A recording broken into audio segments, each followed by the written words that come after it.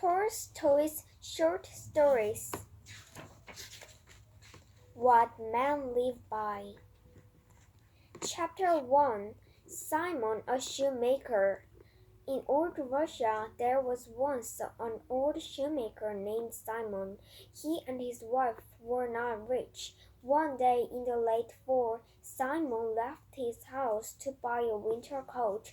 He and his wife needed a new coat to share. He had only 3 rubles, but he also planned to visit some of his customers on the way. They owed him 5 rubles for work he had already done. Simon went to several customers' houses, but he could only collect about 20 kopecks. When the shoemaker went to the store to buy a coat, he did not have enough money. He asked if he could pay part of the money now and the rest later, but the shopkeeper said, "Bring all the money at once. You and I both know it is difficult to collect promised money." Simon felt frustrated. He spent the 20 kopecks on vodka and started walking home. Even though it was getting dark now, the vodka kept him warm. As Simon was walking, he came near a small church by the road. He saw something white behind the church. It looked like a man without clothes. Suddenly, Simon felt afraid. Robbers must have killed him and taken his clothes. Simon thought, "I must hurry or they will catch me too." Simon hurried past the church. After a while, he looked back. "What should I do?" thought Simon. "If I go back there, he might kill me for my clothes. Even if he doesn't attack me, what can I do for him?" So Simon ran down the road out of sight. At the top of the next hill, he suddenly stopped.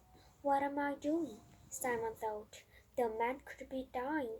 I should be ashamed of myself." Simon turned around and went back to the church. When Simon went behind the church, he saw a young man there. This young man was tall and healthy, but looked afraid. He was very handsome, with a kind face. Suddenly, Simon liked the young man. Simon took off his old jacket and put it around the young man's shoulders. Simon also had an extra pair of boots, which he gave to the young man. "Can you walk?" asked Simon. The man stood up and looked kindly at Simon, but he did not speak.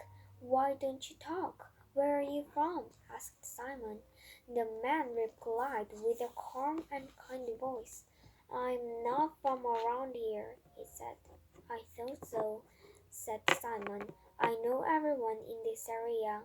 How did you get here?" "I cannot say," replied the man. "Or I can say it that God is punishing me." "Of course," said Simon, "God rules all men. But if you have nowhere to go, come home with me and at least make yourself warm." As Simon walked home with the stranger, he worried about his wife. Martha, Simon's wife, heard Simon come into the house. She smelled vodka and also noticed that Simon did not have a winter coat. "And who is this stranger he brought home?" He brought home, Martha thought. Another drunk man, another drunk he met in the bar. Martha was very disappointed. "Martha," said Simon, "let's have some supper if it is ready." Martha became very angry. "You are late coming home, so the food is not ready.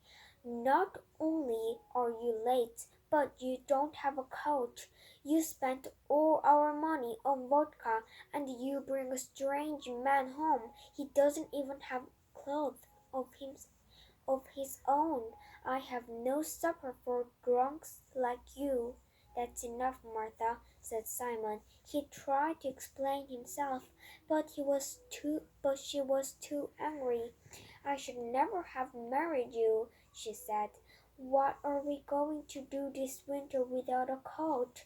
And all you can do is bring drunken strangers to eat what little food we have." Then Martha looked at the stranger. She said, "If he were a good man, he would not be napped, and you would tell me where he came from." "That's what I'm trying to tell you," said Simon. He then told his wife how he met the young man. As Martha listened to her husband, she looked at the young man. He sat on the edge of the bench without moving. His hands were in his lap, and he looked down at the floor. He looked very pitiful. After Simon told his story, he said, "Martha, don't you love God?" When Martha heard these words, she had compassion for the stranger. She went back into the kitchen and got some tea and bread. She put them in front of the stranger. "Eat, if you want to," she said. As Martha looked at the young man eating, she did not feel angry anymore. She thought she could like this young man. Suddenly, the stranger looked up and smiled. A light seemed to come from his face. "Thank you," he said. The stranger stayed and learned how to make shoes from Simon. He learned quickly and had great skill. He only told them that his name was Mihail. Mihail made shoes so well that many people came to Simon's shop. Soon Simon and Martha had enough money for food and clothes.